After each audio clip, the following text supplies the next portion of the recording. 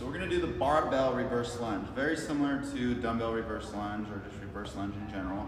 The only difference is you have to be very careful with the barbell, because once you go to that single leg position, a lot of things can happen.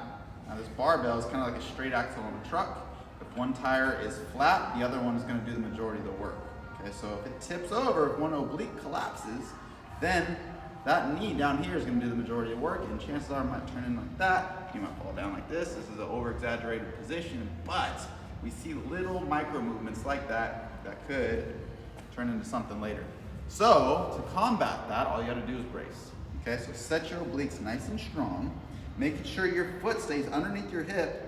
Here it is now, underneath my hip, and there it is underneath my hip, just further back. I'm going to take a very long step back behind me.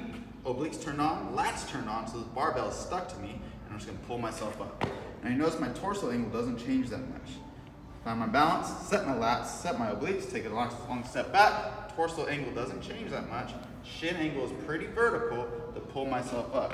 What I mean by my torso angle is from my hip to my shoulder. I'm going to set it here, and it's not going to change very much as I go through that movement.